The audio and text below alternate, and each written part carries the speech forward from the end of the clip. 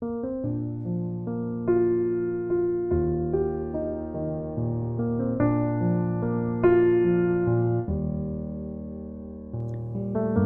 rencontrer. Allez à la rencontre de vous-même. Avec les outils de la Gestalt thérapie et mon expérience, je vous guide dans cette grande aventure. Bonjour. Je suis heureuse de vous retrouver aujourd'hui pour un nouvel épisode de podcast et je vous propose de répondre à la question « Comment mieux vivre son parcours de PMA ?» Alors la PMA, c'est la procréation médicalement assistée. Et même si ce podcast s'adresse principalement aux personnes qui sont actuellement dans un parcours de PMA, j'espère que d'autres l'écouteront aussi, des personnes qui font partie de l'entourage de ces couples ou de ces femmes, et qui pourront ainsi mieux comprendre ce que vivent les personnes en PMA et être en mesure de les accompagner avec davantage de douceur et de justesse. Je sais que de nombreuses femmes ou couples en parcours de PMA, c'est-à-dire en procréation médicalement assistée, vivent difficilement ce chemin long et médicalisé vers la parentalité. Je sais que vous vous sentez souvent isolé et que vous avez l'impression que personne ne peut vous comprendre. J'aimerais dans un premier temps vous assurer que vous n'êtes pas seul à vivre ça. En France, environ 1 couple sur 8 consulte un médecin pour infertilité et 1 enfant sur 27 est né grâce à la PMA. J'aimerais aussi vous dire que je vous vois, que je reconnais l'intensité de votre quotidien, des émotions que vous traversez et votre pugnacité à donner la vie. J'aimerais enfin vous dire que vous n'avez pas à traverser seul ce parcours du combattant. Pour cet épisode, je vous propose dans un premier temps de nommer les difficultés que vous pouvez rencontrer sur ce chemin de la PMA, pour que vous puissiez vous sentir relié à toutes les personnes qui m'ont confié leur parcours. Puis, dans un second temps, nous parcourrons ensemble des pistes pour un meilleur vécu de cette période. Alors, je crois que la première difficulté, la plus évidente, c'est l'incertitude. Vous n'avez pas de certitude de quand arrivera cet enfant, ni même de s'il arrivera un jour. Et c'est vraiment quelque chose qui est difficile à vivre dans notre société de l'immédiateté. Avec les téléphones, les messages, les mails, les réseaux sociaux, on est vraiment habitué à avoir des échanges immédiats, des réponses rapides, instantanées à toutes nos demandes, à tous nos besoins de contact. Évidemment, pour accueillir un enfant, il en va autrement.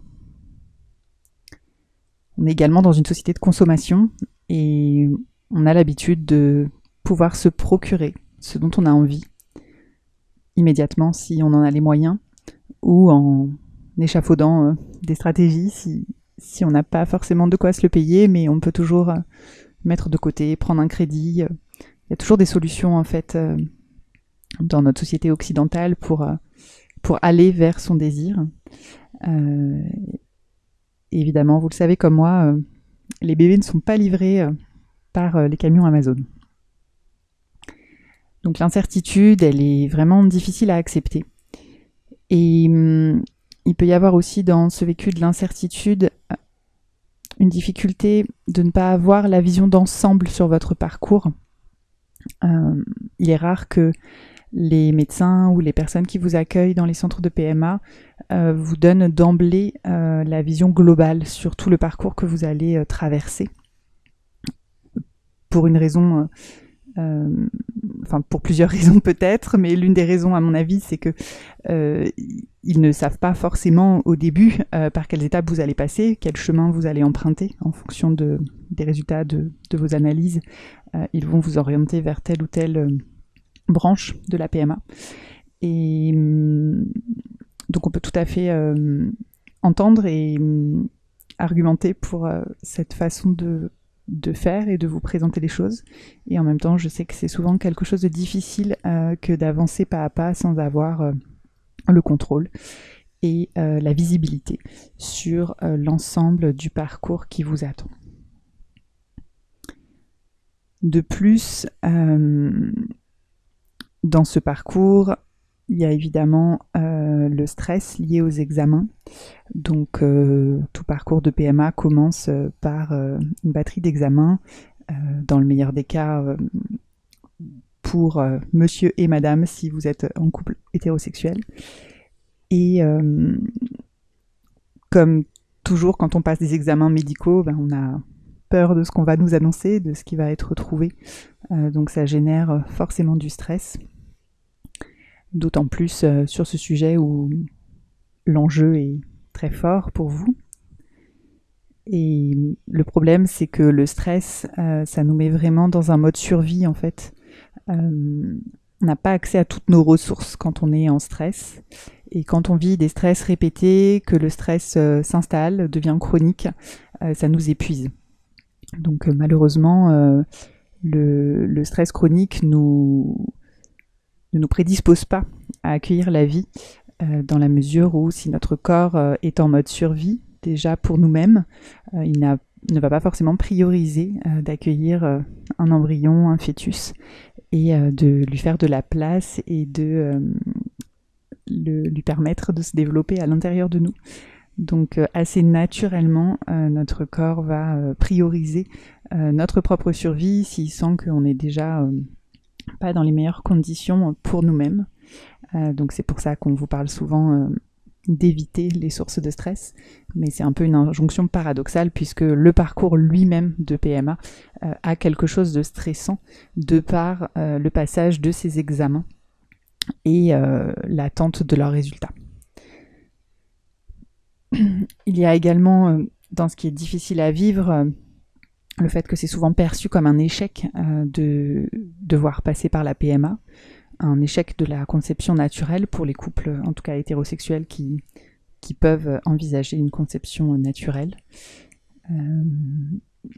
De plus, le contexte même de la PMA, le fait que ce soit côtoyer des centres médicaux, des laboratoires d'analyse médicale, nous fait forcément penser à la maladie, puisque ce sont des lieux dans lesquels on peut croiser des personnes malades, des personnes qui viennent pour d'autres raisons.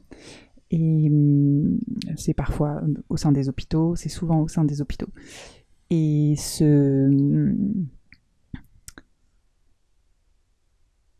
forcément, se relier à la maladie et à l'échec ne sont pas des images très porteuses et très agréables. Ça renforce l'idée que c'est un parcours difficile et subi. Tant qu'on parle de ce résultat des examens, j'ai envie de distinguer entre les hommes et les femmes, puisque ce n'est pas la même chose qui est touchée pour les uns et les autres. Pour les hommes, c'est vraiment votre virilité qui est touchée. Donc c'est quelque chose qui est chargé très fort symboliquement dans notre société et qui est difficile à... Enfin, c'est difficile pour un homme d'accepter que sa virilité soit mise en cause. Et c'est vrai que la formulation, les mots qui sont employés par les laboratoires d'analyse médicale ou dans les résultats ne sont pas forcément faciles à accepter. Ils sont tout à fait neutres et factuels, mais leur connotation renvoie à cette idée de productivité, de virilité. Je pense notamment quand on voit une note sur la qualité du sperme, ou quand on parle de mobilité et vitalité des spermatozoïdes. Il y a cette notion de productivité, d'énergie, de virilité qui est comme évaluée. Et c'est évidemment pas du tout agréable de se faire évaluer sur un thème aussi sensible. C'est un peu comme si on remettait en cause la capacité à ensemencer de l'homme qui est symbolique de cette virilité phallique. Et puis pour les femmes, c'est pas du tout facile non plus, bien évidemment, d'être questionnées sur leur capacité à donner la vie, puisque c'est l'une des dimensions de la féminité, que le pouvoir de porter un enfant, de donner la vie et d'accueillir cet enfant, de materner cet enfant. Donc bien évidemment, ça peut susciter beaucoup de culpabilité, et de la part des hommes et de la part des femmes, que de ne pas accomplir simplement de manière fluide cette fonction pour laquelle leur corps semble être fait, ou pour laquelle symboliquement on se représente en tout cas que l'homme et la femme que l'homme devrait pouvoir ensemencer, que la femme devrait pouvoir porter la vie. Donc c'est vraiment un chemin d'acceptation long et difficile que d'accepter que c'est pas forcément aussi facile pour nous. Et puis ça peut être une culpabilité aussi de ne pas donner à son compagnon, à sa compagne, cet enfant qu'il souhaiterait tant. Si dans les examens, ça a révélé que c'est l'un des partenaires qui est en cause, c'est vrai que ça peut être très difficile d'accepter que c'est notre corps qui bloque le processus, et qui potentiellement, en tout cas on peut se raconter cette histoire que c'est nous, notre corps, qui rend malheureux notre partenaire.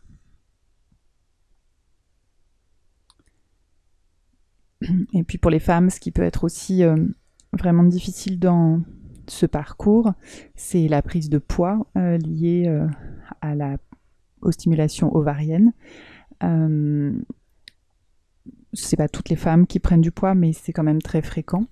Et donc ça modifie le rapport au corps, tout comme la multiplication des investigations médicales ou des actes médicaux, tels que les piqûres, les échographies intravaginales. Donc c'est un ensemble d'intrusions en fait dans le corps, et parfois les femmes peuvent avoir l'impression que leur corps est un peu considéré comme une machine par la médecine, par la science, ce qui les conduit à s'en détacher, s'en dissocier, et ce qui rend plus difficile de se sentir à l'aise avec son corps, bien dans son corps, et du coup bien dans sa sexualité. C'est vrai que c'est paradoxal, mais les essais réitérés pour avoir un enfant, que ce soit naturel et a fortiori en parcours de PMA, rendent souvent la sexualité plus difficile parce que moins spontanée. Et puis dans le cas d'un parcours de PMA où le corps de la femme a changé et a été maltraité par tout un tas de procédures, de protocoles, de produits, ça diminue tout simplement la libido. Si on se sent pas bien dans son corps et qu'on n'en est pas fier et qu'on n'est pas à l'aise, on a tout simplement moins de désir et moins envie de se dénuder et d'aller au contact de son partenaire. Donc c'est vrai que ça, c'est aussi une conséquence assez forte et fréquente des parcours de PMA qui n'aident pas à se sentir bien, à se sentir dans la vie, à se sentir soudé dans son couple, et puis à continuer potentiellement en parallèle des protocoles, les essais naturels. Pour les femmes, il peut aussi y avoir du coup des douleurs liées à ces examens et ces prises de sang, ou bien des phobies. Je pense notamment à des personnes qui ont la phobie des aiguilles. C'est vraiment un chemin d'accepter de se faire piquer tous les jours dans le cadre des stimulations. Et à ce moment-là, et à plein d'autres moments d'ailleurs, c'est juste un bon exemple. Il se peut que la personne concernée active le mode guerrière et se coupe en fait d'elle-même, se coupe là dans ce cas-là de son corps, mais ça peut être aussi se couper de ses émotions pour avancer tout simplement, parce que ce désir est plus fort que tout et que la personne souhaite mettre tout en œuvre pour aller vers ce projet bébé, et donc va affronter ce qui lui fait peur ou ce qui n'est pas ok pour elle, en mettant un couvercle sur ses émotions, ses ressentis qui lui indiquent que ça lui convient pas, et qui va en mode guerrier-guerrière avancer malgré tout.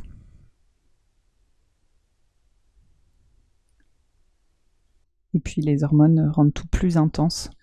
Donc c'est plus difficile en fait de prendre du recul, d'y voir clair, puisque l'humeur est altérée et que les émotions sont amplifiées par les stimulations hormonales. J'entends aussi que les 15 jours d'attente après l'insémination ou le transfert sont vraiment très difficiles, parce que c'est une période pendant laquelle vous êtes confronté à vous-même,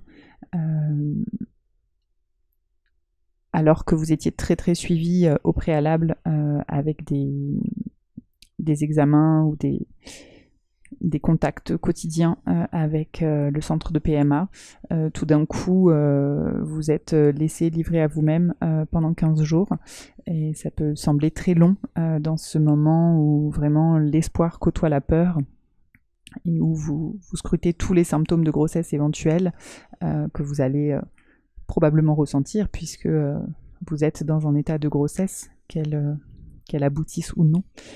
Et que du coup vous êtes dans ce paradoxe d'être lié, d'être relié à cet état de grossesse, à cet état de femme enceinte que vous espérez tant, et qu'à la fois vous n'osez pas encore y croire, de peur d'être déçu, de peur de la perte, que vous osez encore moins l'annoncer. Là j'ai décrit un petit peu tous les symptômes et difficultés que peuvent ressentir les femmes.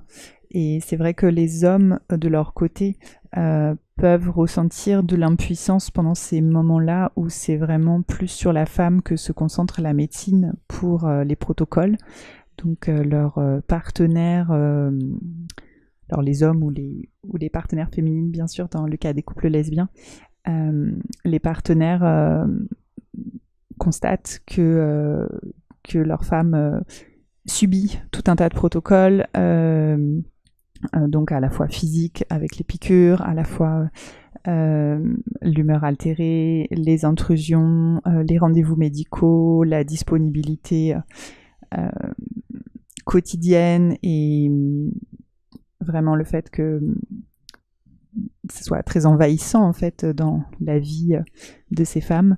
Les hommes peuvent regarder ça un petit peu de loin et se sentir impuissants à ce que leurs femmes subissent et traversent autant de choses pour leur projet commun d'avoir un enfant et qu'ils aient finalement beaucoup moins d'impact, beaucoup moins d'examens médicaux, beaucoup moins de protocoles qui soient focalisés sur eux, moins de choses à faire, moins de choses à traverser. Et du coup, parfois, ça peut être difficile pour eux de se sentir impuissants et de ne pas savoir comment soutenir leur épouse ou leur partenaire et comment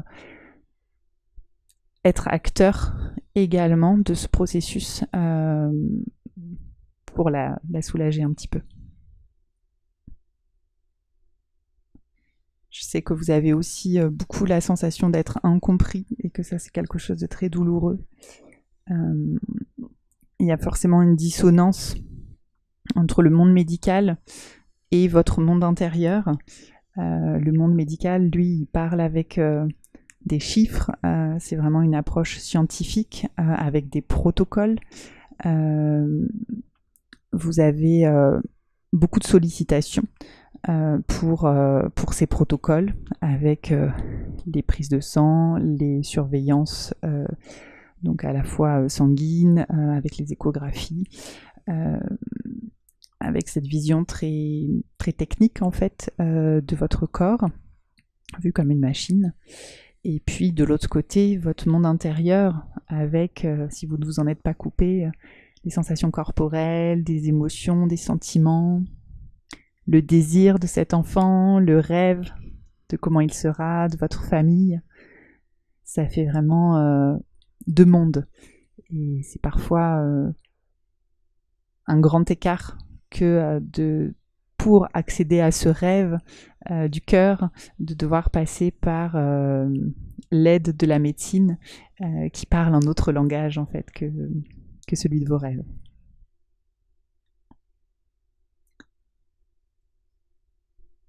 Quand je pense à la sensation d'être incompris, je pense aussi aux injonctions ou aux commentaires que vous pouvez recevoir, comme par exemple une grand-mère qui dirait alors quand est-ce que vous nous faites un petit, ou bien des copains bon allez vous êtes mariés maintenant, va falloir vous y mettre, ou bien encore le très difficile à entendre lâche prise.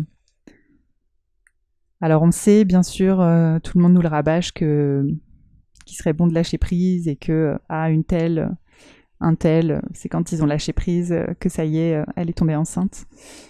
Mais comment entendre ça quand vous êtes dans une course au rendez-vous, quand votre calendrier est dicté par votre cycle, que vous devez prendre les rendez-vous et courir à droite à gauche pour les prises de sang, pour les interventions, en fonction de quand arrivent vos règles, en fonction du calendrier, en fait, du protocole. C'est finalement le protocole qui dirige votre vie et qui impacte sur l'ensemble de votre vie actuelle, qui remplit votre vie de rendez-vous, d'injonctions. Comment lâcher prise quand la PMA prend autant de place dans votre quotidien? En plus, ça vous provoque souvent une surcharge mentale et logistique de gérer tous ces rendez-vous. Et cette surcharge, si elle crée du stress, si elle crée de la fatigue, à nouveau, ça ne vous met pas dans les meilleures dispositions physiques et mentales pour donner la vie. Vous êtes vraiment dans une course, en fait. J'ai l'image que ça essouffle, quoi. Que c'est une course effrénée qui essouffle. Et donc dans ce contexte, soit parce que vous avez eu justement l'expérience de ces commentaires non désirés, ou soit parce que vous avez honte de ne pas réussir à concevoir naturellement, très souvent vous vous isolez. Vous n'osez pas ou vous n'osez plus en parler. Et du coup, vous vous isolez émotionnellement en vous coupant de vos proches, en vous coupant de leur soutien potentiel.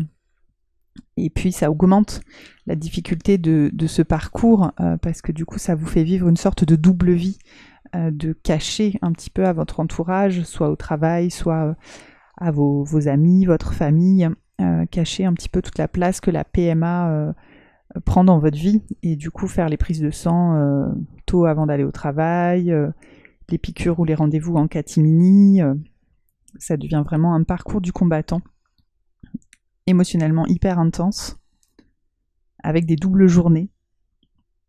Et dans ce sens, vous êtes déjà parent. Vous avez les doubles journées, le travail et la vie de parent. Alors j'aimerais vous dire vraiment que vous n'êtes pas seul et que vous n'avez pas à traverser ces épreuves seul. Des tas de professionnels peuvent vous écouter, reconnaître votre vécu, vous accompagner pour mieux vivre ce parcours. Vos proches aussi, sans doute, peuvent vous soutenir davantage qu'ils ne le font aujourd'hui.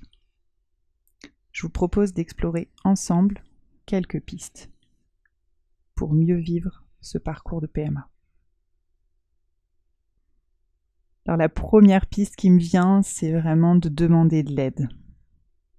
Je sais que pour beaucoup, on associe demander de l'aide à de la faiblesse. Je ne suis pas capable de faire seule, alors c'est que je suis faible. Et j'ai envie de vous dire que vraiment pas du tout.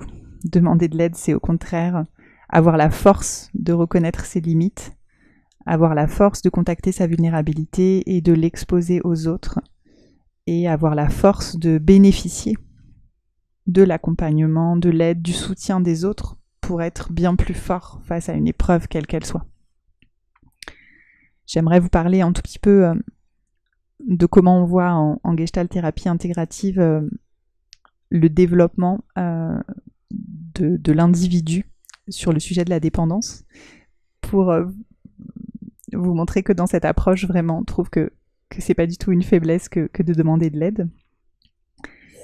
On distingue 4 stades en fait pour devenir autonome, un adulte autonome. Le premier stade, quand on est nourrisson, on est totalement dépendant, 100% dépendant, parce qu'on est dépendant pour sa survie en fait de ses parents. ou des personnes qui prennent soin de nous.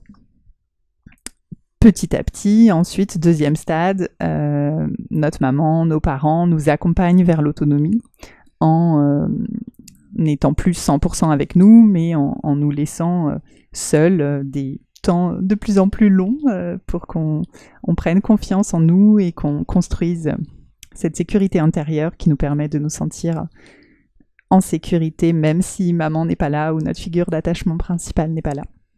Et donc ça va passer par des absences répétées et progressives, et puis ça va passer par l'apprentissage de tous les gestes qui nous permettent d'être autonomes, comme lasser ses chaussures ou s'habiller tout seul. Donc ça, c'est la phase d'autonomisation progressive.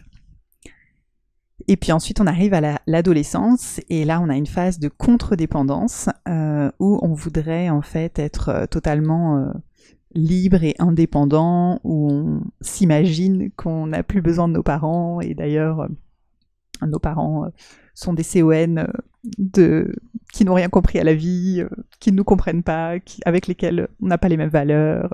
Donc on rejette un petit peu tout le modèle parental et l'aide, le soutien qu'ils peuvent nous apporter. Et on est dans l'illusion de vouloir être autonome. Et bien sûr qu'à ce stade-là, on ne l'est pas encore, puisque ne serait-ce que financièrement, on dépend de nos parents, donc on doit bien, dans une certaine mesure, faire avec nos parents. Mais en tout cas, c'est une phase normale du développement dans laquelle on a tendance à osciller entre ce désir d'indépendance totale et puis des phases où on redevient un peu bébé et où au contraire on a besoin du soutien de nos parents. Donc ce qui est souhaitable, c'est que les parents puissent accompagner l'adolescent dans ce double mouvement et le soutenir comme un jeune enfant dans les moments où il en a besoin, et puis le laisser accéder à une autonomie progressive, l'encourager sur cette voie tout en étant derrière lui en soutien progressivement.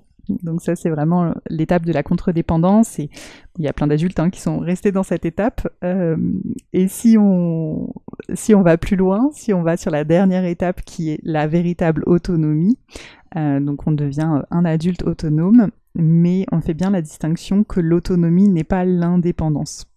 C'est-à-dire que l'indépendance totale, en fait, pour nous en Gestalt thérapie intégrative, c'est vraiment une illusion. On ne pourrait pas être totalement indépendant et isolé du reste du monde, isolé des autres humains. Nous sommes des êtres sociaux et nous avons... c'est tout à fait normal, en fait, d'être dépendants partiellement et ponctuellement les uns des autres. Et l'autonomie consiste à choisir et à assumer ses dépendances. Donc je vais vous donner des exemples tout simples. Ça vous prendrait beaucoup de temps si vous vouliez vraiment être autonome sur tout, de votre nourriture à votre habillement, par exemple.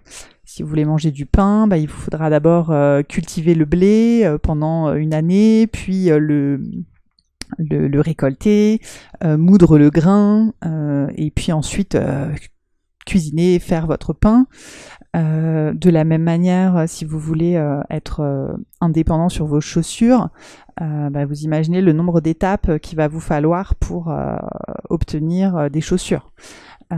Donc rien n'est impossible, bien sûr, vous pouvez le faire, mais si vous souhaitez le faire dans l'ensemble de vos besoins, pour l'ensemble de vos besoins, je ne suis pas sûre que des journées 24 heures vous suffisent. Donc c'est pour ça que depuis toujours... l'humain a vécu en famille, en société, et s'est réparti les tâches. Donc, en fait, l'autonomie consiste plutôt à accepter qu'on n'est pas capable de faire notre pain et nos chaussures, plus tout ce qui nous passionne dans la vie, et à choisir dans quelle boulangerie, dans quel magasin ou auprès de quel ami on a envie d'acheter ou de se procurer notre pain, et puis dans quel magasin de chaussures ou auprès de quel artisan on a envie d'aller acheter nos chaussures. Donc on a bien sûr cet espace d'autonomie, mais tout en étant dans l'interdépendance, en fait. C'est l'étape de l'interdépendance et d'accepter l'interdépendance entre nous plutôt que de rester dans la contre-dépendance. Donc voilà, j'avais envie de vous développer un petit peu ça juste pour illustrer que PMA ou autre contexte, demander de l'aide, c'est normal et c'est une force que de savoir reconnaître qu'on ne peut pas tout faire tout seul et de demander de l'aide ponctuellement quand on en a besoin pour justement sortir de nos difficultés plus rapidement et de manière plus douce.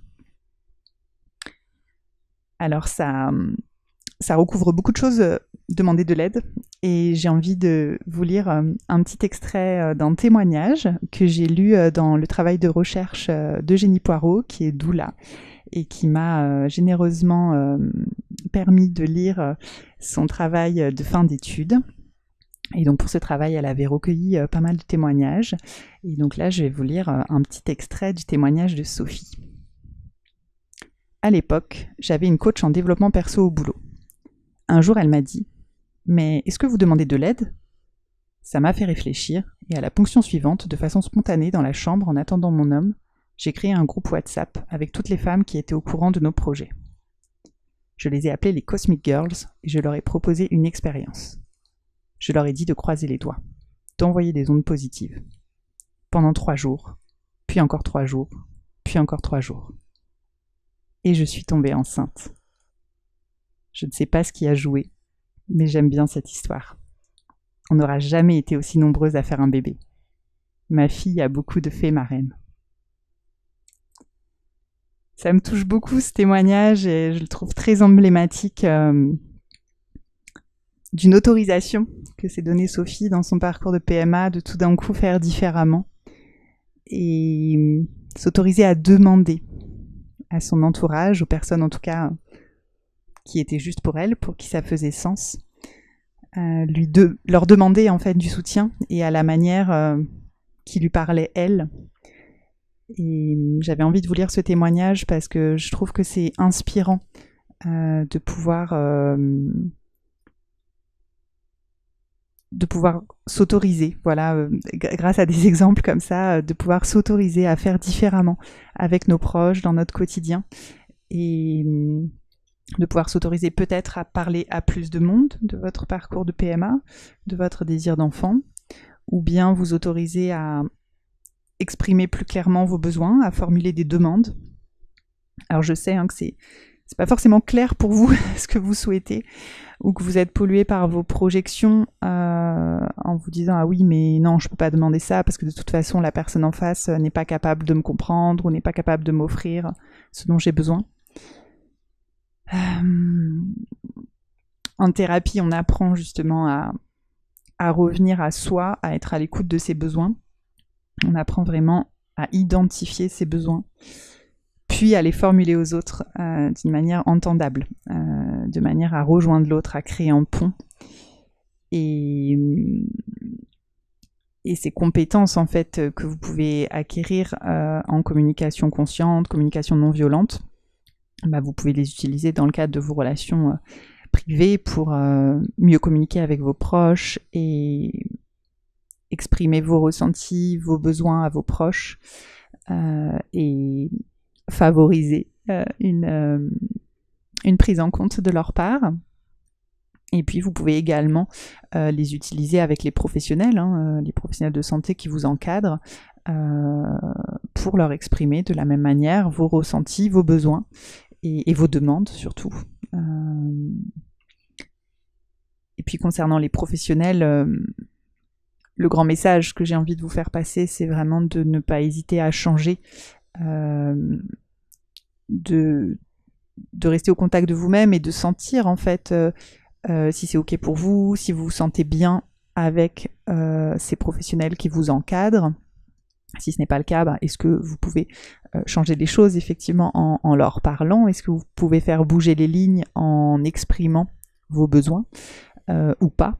Et si vraiment vous ne le sentez pas et que vous ne vous sentez pas respecté, vous ne sentez pas à l'aise dans l'accompagnement avec ces personnes, n'hésitez pas à changer de médecin, de laboratoire, de centre.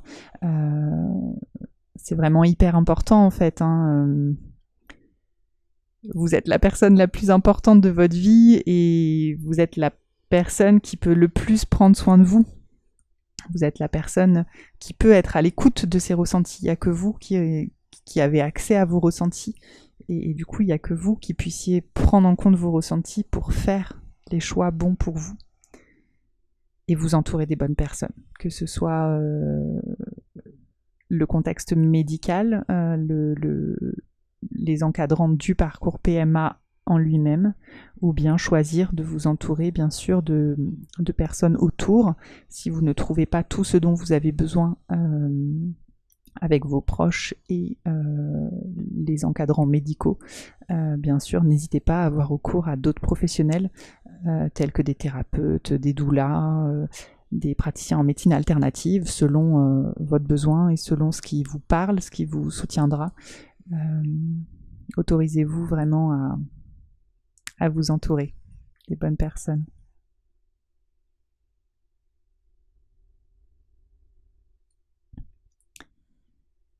Et puis après la piste d'oser demander de l'aide, la deuxième piste que j'ai envie d'explorer avec vous, c'est celle de l'acceptation. Alors c'est un grand sujet, l'acceptation, un beau mais difficile sujet.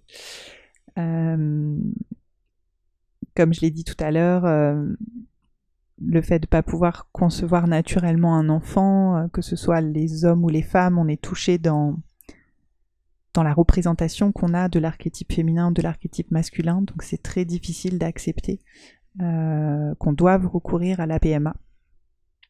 Néanmoins, je crois que ça fait partie du chemin vers votre objectif d'avoir un enfant.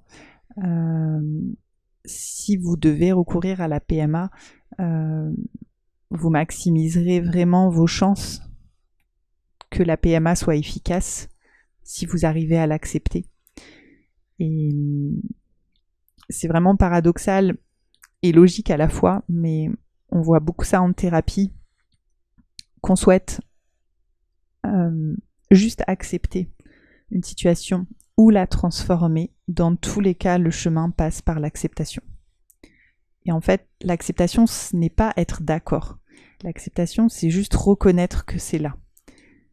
Donc, si vous voulez...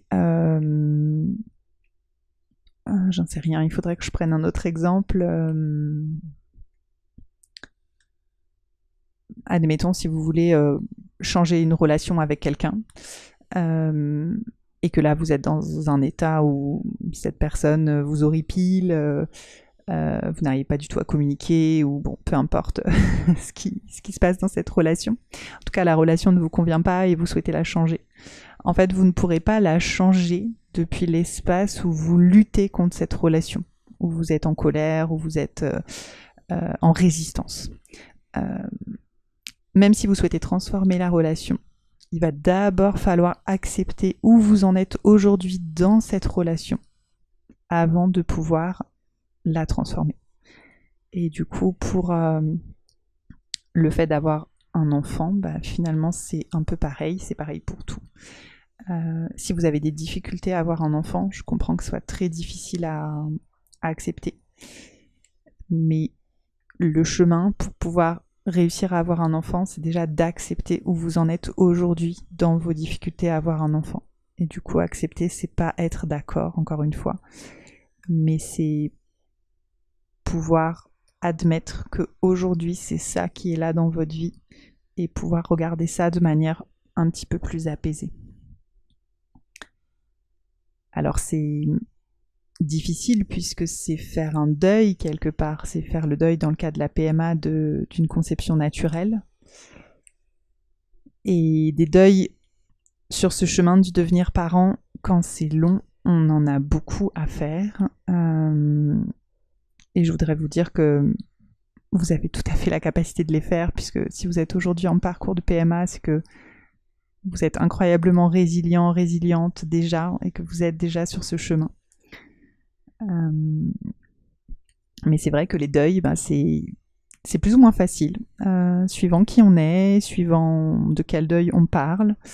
Et parfois on peut le faire seul, et parfois on a besoin d'être accompagné, et c'est ok d'avoir besoin d'être accompagné.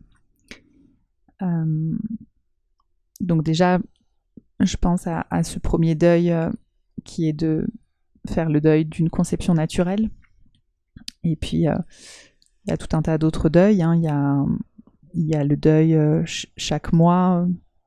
Quand vous avez vos règles pour les femmes, j'imagine que vous avez essayé un petit peu naturellement, si vous êtes dans un couple hétérosexuel, avant de passer par la PMA. Donc vous connaissez bien ce deuil mensuel, ce deuil de l'espoir d'une grossesse. Il y a aussi potentiellement le deuil d'être le géniteur, la génitrice de l'enfant, si jamais vous devez avoir recours à un donneur dans le cadre de votre parcours. Il peut y avoir le deuil d'un échec, l'échec d'une insémination artificielle, l'échec d'une FIV. Donc c'est souvent une succession de deuils, ce parcours. Et du coup, j'ai envie de vous donner juste très rapidement un petit peu qu'est-ce que c'est le chemin du deuil. Pour nous, en tout cas, tel qu'on le voit en Gestalt thérapie intégrative. Alors en très, très synthétique, on dit que pour faire le deuil, on doit passer par 5 étapes. Et on doit passer par ces 5 étapes de manière émotionnelle. C'est-à-dire qu'on doit vraiment ressentir émotionnellement, se laisser traverser par ces 5 émotions pour pouvoir se sentir sorti de cette phase de deuil, que ce soit le deuil d'un proche ou le deuil comme ici d'une situation. C'est vrai que je ne l'ai pas nommé, mais bien sûr, peut-être que vous vivez ou avez vécu aussi des deuils dans le cadre de fausses couches ou d'interruption médicale de grossesse. Donc les 5 étapes du deuil, je vais vous les citer dans un ordre qui peut être celui par lequel vous les traversez, mais pas forcément. On peut vraiment vivre aussi plusieurs étapes en même temps ou faire des allers-retours entre les étapes. Mais on dit classiquement et de manière simplifiée qu'on doit passer par l'étape du déni. Donc je ne veux pas y croire, c'est pas possible. L'étape de la négociation. Donc je vais, pour vous illustrer, par exemple dans le cas d'un proche qui est parti, ça peut être de l'appeler. Ou se réveiller le matin et se dire « Ah, je vais lui parler, ah, je vais lui téléphoner » avant de se rappeler que la personne n'est plus là. Bien sûr, l'étape de la tristesse, l'étape de la colère, et puis enfin l'étape de l'acceptation. Et c'est en fait quand on a vraiment traversé les 4 autres étapes qu'on peut arriver à l'étape de l'acceptation et la ressentir vraiment à l'intérieur de nous. Et donc, comme je vous le disais, ça peut se faire tout à fait naturellement de traverser ces 5 étapes. Ou bien on peut rester bloqué dans une ou plusieurs étapes et avoir du mal à passer à l'étape suivante. Et si vraiment vous voyez que ça dure trop longtemps et que c'est trop souffrant pour vous, eh bien n'hésitez pas à consulter pour vous faire accompagner, pour pouvoir exprimer ce qu'il y a à exprimer qui fait que ça bloque et pouvoir passer à l'étape suivante et avancer sur votre chemin de deuil, quel qu'il soit. Donc, je vous parlais du deuil qu'on peut aussi vivre chaque mois en tant que femme au moment de l'arrivée des règles, quand on est sur le chemin d'un désir d'enfant.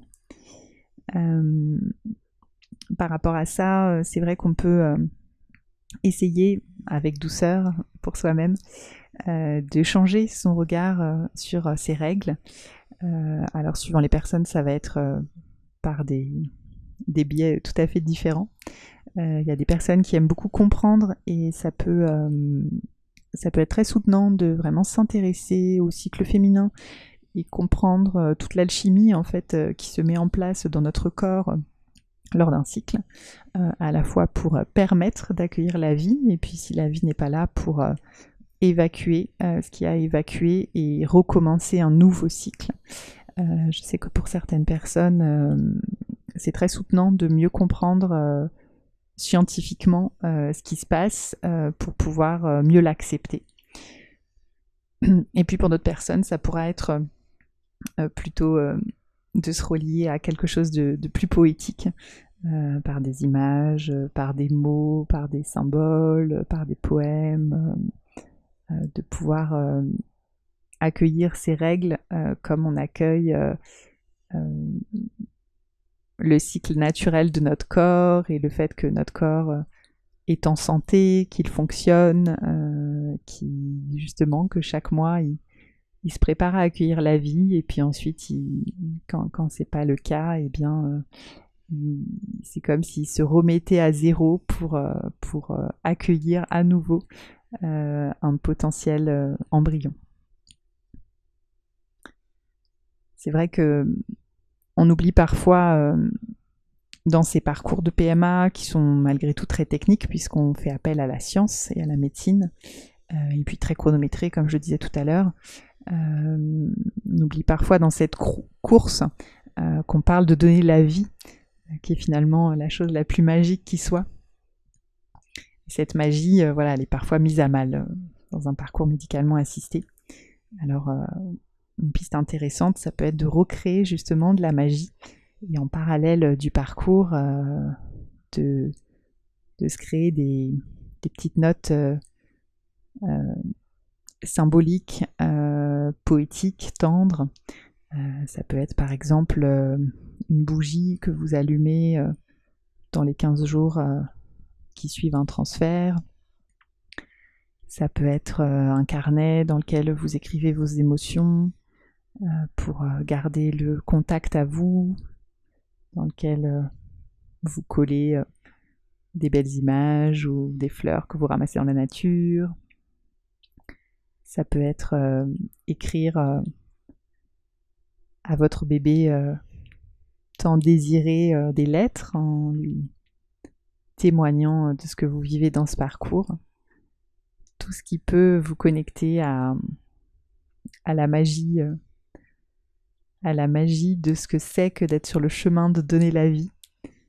Et puis il y a beaucoup de propositions maintenant en ce sens, s'il n'y a rien qui vous vient spontanément et si vous ne vous sentez pas capable de créer ça seul, vous pouvez trouver plein de propositions sur internet d'artistes, de créateurs, créatrices qui sont passés par là et qui ont créé des objets pour vous relier justement à cette part poétique et sacrée de l'attente d'un enfant. Alors je vais aller tout doucement sur le versant de lâcher le contrôle pour cultiver à la place la confiance. Et pour faire la transition, j'ai envie de vous lire un extrait du livre d'Isabelle Brabant, Vivre sa grossesse et son accouchement. D'où vient la vie ? La grossesse soulève inévitablement cette question primordiale. L'histoire des religions et des grandes philosophies côtoie de près cet éternel questionnement des êtres humains qui se pose avec une acuité nouvelle quand on s'apprête à mettre au monde une nouvelle version de la conscience humaine. On a beau connaître les diagrammes des organes génitaux internes et de la rencontre entre l'ovule et le spermatozoïde, cela ne résout pas la question. Il n'y a pas de réponse toute faite. Cette rencontre prochaine avec un petit être qui habitait il n'y a pas si longtemps les noirceurs du néant, ou les clartés, ou une autre vie, je l'ignore, suscite pour beaucoup de parents une réflexion personnelle, tout comme la mort peut le faire. Les nouveaux développements de la technologie de la reproduction nous donnent parfois à penser qu'un bébé n'est qu'une mécanique extrêmement complexe, dont il faut s'assurer de la qualité à l'aide de tests de plus en plus perfectionnés. Si le but de la grossesse était de fabriquer un petit paquet de chair et d'os, il suffirait probablement d'ingérer le bon nombre de protéines et de vitamines de toutes sortes. Mais la grossesse n'est pas un simple mécanisme de fabrication. C'est un processus de création qui comprend et comprendra toujours une part d'imprévu et d'inexplicable. La naissance permet le passage d'un état que nous ne pouvons qu'imaginer à celui d'être vivant sur cette planète. C'est encore un mystère. Avec cet extrait, j'avais envie de prendre un peu de hauteur et de nous relier à plus grand. Parce que finalement, qu'est-ce qu'on peut faire d'autre que faire confiance face à un tel mystère ? On ne peut pas contrôler la vie, vraiment pas. Si vous êtes en parcours, vous l'avez sans doute bien perçu. Malgré vos tentatives, on ne peut pas contrôler, on ne peut pas maîtriser dans ce domaine. Et du coup, nous relier à plus grand, que ce soit par la nature, en regardant un ciel étoilé, par la spiritualité, ça nous permet de revenir à la confiance. La confiance en la vie, la confiance en l'univers, et puis ça passe bien sûr par aussi la confiance en soi, la confiance en son partenaire. Parce que vous dire de lâcher prise, ça aurait pas de sens, comme je le disais tout à l'heure, ça n'a pas de sens dans ce cadre-là. Mais par contre, remplacer le contrôle par la confiance et par se relier à plus grand, ça me semble déjà un peu plus juste et un peu plus accessible. Et j'ai envie de vous parler aussi du livre Les âmes fécondes et du podcast qu'Aurélie Ronfaux a fait avec son autrice. Je vous recommande d'ailleurs très chaleureusement le podcast d'Aurélie, le trimestre 0. Je vous mettrai le lien dans la description de l'épisode parce que c'est vraiment une mine d'or de ressources pour les personnes qui sont en parcours de PMA. Elle interviewe des professionnels, peut-être 13, j'ai un doute sur le nombre, mais elle interviewe une dizaine de professionnels de métiers différents pour donner des éclairages sur ces parcours, vraiment des éclairages très variés, et puis aussi des témoignages, parce que la plupart des professionnels sont eux-mêmes passés par un parcours de PMA à titre personnel, et c'est vraiment très très riche à la fois d'informations et de cœur. Je ne peux que vous recommander de les écouter. Et donc dans l'un de ces épisodes du trimestre 0, Aurélie interviewe l'autrice des âmes fécondes et elle transmet une citation que j'ai trouvée très inspirante, une citation d'Henry Lewis qui dit « L'art de vivre consiste en un subtil mélange entre lâcher prise et tenir bon ». Et donc elle témoigne que elle, ça lui a permis finalement de relativiser par rapport à cette injonction du lâcher prise et de se dire que oui, c'est ok à certains moments d'être dans le contrôle et c'est bien à certains moments d'arriver à lâcher prise, mais que le 100% lâcher prise est illusoire et que c'est ok en fait d'osciller entre les deux. Donc je vais pas épiloguer, je vous laisserai écouter l'épisode concerné si ça vous parle et si vous avez envie d'en savoir plus. Je ne vais pas répéter ce qu'elle dit, mais c'est vraiment un très très beau témoignage et par ailleurs très poétique, très fécond. Je vous invite à aller l'écouter. Et puis j'ai envie de vous lire encore un passage du travail de recherche d'Eugénie qui dit « La vérité est qu'on ne maîtrise rien. On ne sait pas toujours pourquoi l'arrivée de ce bébé se fait attendre. Il n'y a souvent aucune raison médicale. Entre guillemets, infertilité inexpliquée. On sait que le fonctionnement humain est ainsi fait qu'on a besoin de réponses. Pourquoi cela m'arrive ? Le risque est alors de se perdre dans une quête sans fin. Car la réponse, personne ne l'aura. En revanche, on a un pouvoir sur le comment. Comment puis-je agir et vivre au mieux cette épreuve ? Alors c'est vraiment aussi l'axe que je développe ici avec vous, les pistes sur le comment dans mon interne je peux mieux vivre les choses, même si la situation à l'externe, elle reste la même. Et encore une fois, j'ai envie d'explorer un petit peu pour les hommes d'une part et pour les femmes d'autre part. Alors pour les hommes, on a vu tout à l'heure que vous pouviez vivre de l'impuissance dans ces parcours de PMA qui impactent surtout votre épouse ou pour les partenaires bien sûr féminines d'une femme qui est dans un parcours de PMA.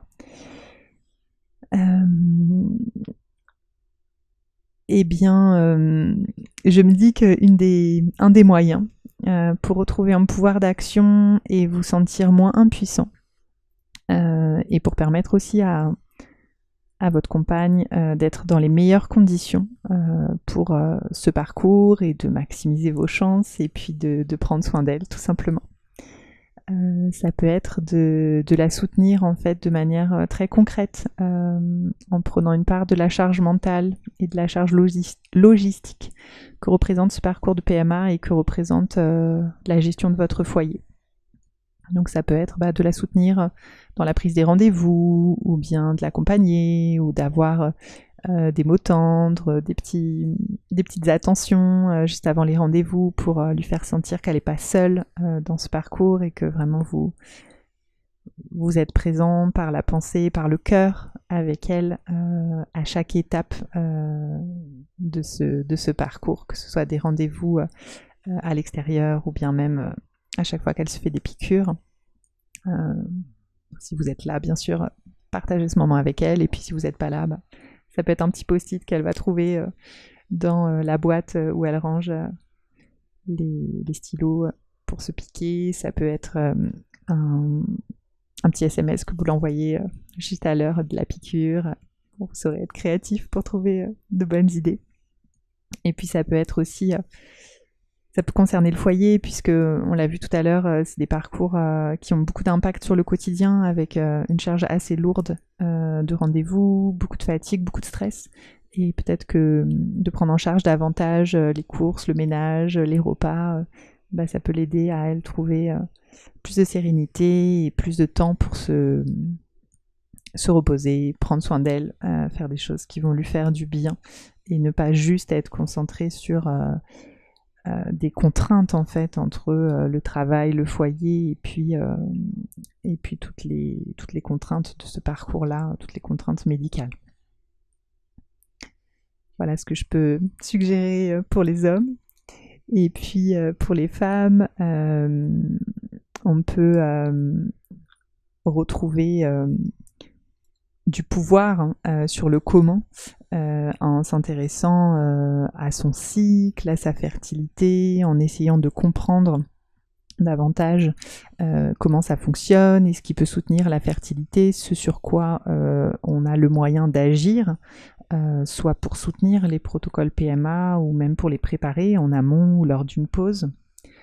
Vous avez plein de ressources sur internet pour ça. Et je pense notamment au podcast à nouveau le trimestre 0 dans lequel Aurélie a interviewé à un moment donné une naturopathe et doula de la fertilité qui est très très riche, très très beau et qui donne plein de clés pour comprendre comment fonctionne notre corps et comment on peut favoriser sa fertilité indépendamment des parcours médicaux.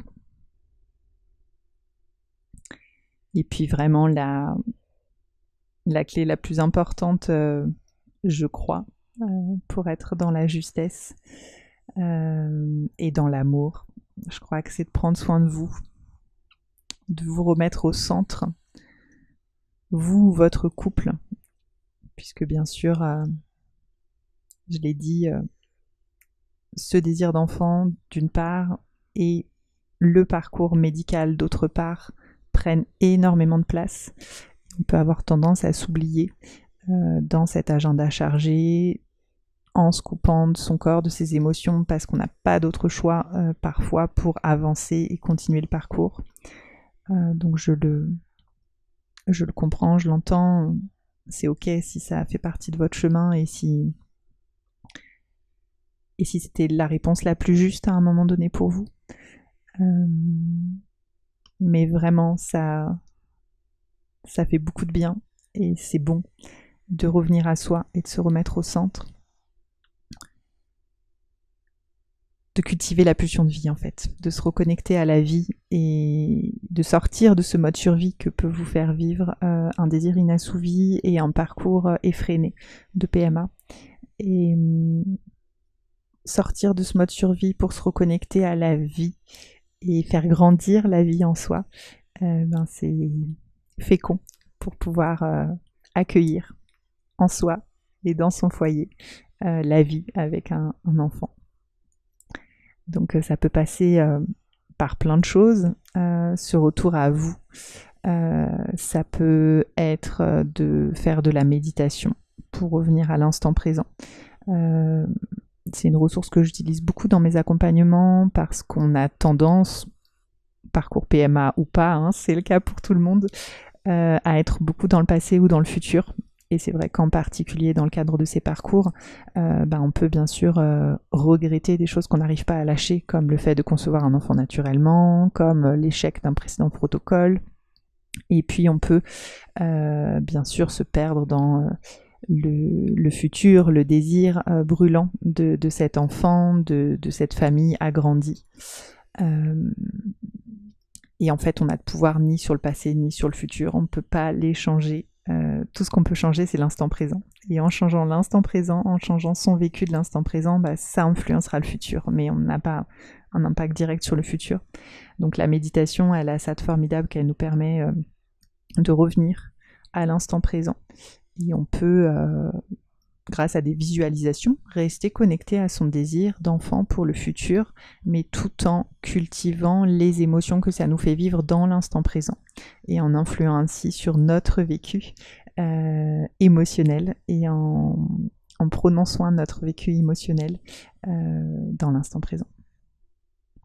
Et puis si la méditation ça vous parle pas, ça peut être toute autre chose, hein. Vous pouvez aller vous faire masser, vous pouvez choisir de faire des séances de yoga, de sport, vous concocter des bons petits plats qui vous font plaisir et à vos papilles et qui sont sains pour vous. Ça peut être vraiment tout type de choses qui vous permet vous de sentir que vous ramenez de la vie et que vous prenez soin de vous. Et puis ça peut être aussi parfois retrouver du contrôle. Justement, je repense à Marion de la Forest-Divonne, là, qui est l'autrice des âmes fécondes, et qui disait que elle, ça l'avait aidé d'avoir d'autres projets dans sa vie à un moment donné. Donc ça peut être des projets professionnels, des projets de vacances, mais des projets sur lesquels elle avait plus la main, elle avait plus le contrôle, elle dépend moins de la vie en fait, et du coup que ça faisait du bien pour lâcher prise, lâcher le contrôle sur ce désir d'enfant et sur l'issue des protocoles, que d'avoir le contrôle dans d'autres domaines de vie et de sentir par des projets plus petits et plus maîtrisables qu'elle avait du pouvoir et du contrôle. Donc après là je vous donne plein de pistes, mais vraiment que ce soit ce podcast ou d'autres sources d'informations, prenez les infos, mais vraiment sentez-vous libre et suivez votre chemin. C'est pas en suivant toutes les injonctions, c'est pas en étant dans la surenchère d'action que ça va marcher. On peut, parce que c'est un désir brûlant, parce qu'on veut à tout prix l'atteindre et qu'on veut faire tout ce qui est en notre pouvoir, on peut aller sur des choses qui nous parlent pas, juste en mode guerrière pour faire tout ce qu'il y a à faire, mais c'est vraiment pas souhaitable. C'est comme ça que vous pouvez vous épuiser, que vous pouvez vous éloigner de la vie en vous, que vous pouvez perdre le contact en fait avec vous-même, et au contraire, ce que j'ai envie de vous inviter à faire, c'est de revenir à vous, à ce qui est juste pour vous, vous respecter en fait, que ce soit dans le parcours, dans les relations avec les personnes qui vous entourent. C'est votre corps, c'est votre désir d'enfant, c'est votre futur enfant, votre future famille, et c'est presque comme un enseignement à devenir parent déjà, que de dire pour mon enfant, pour ma famille, c'est moi qui décide, c'est moi qui sais le chemin juste pour nous. Personne n'a à me dire de l'extérieur ce qui est juste pour moi, ce qui est juste pour mon enfant, ce qui est juste pour moi en tant que parent. Il n'y a pas de modèle en fait de parentalité, ou plutôt il y a une infinité de modèles. On est tous des parents en puissance ou en réalité différents. Et le seul modèle, la seule boussole en fait, c'est votre ressenti intérieur. Donc je me relie à vous et je vous envoie tout mon soutien. Je souhaite profondément que vous puissiez vous reconnecter à vous, revenir à votre contact. sentir ce qui est important pour vous et vivre ce parcours à votre manière. Que vous fassiez confiance à ce qui sonne juste pour vous à l'intérieur. Que vous suiviez votre propre chemin qui est unique.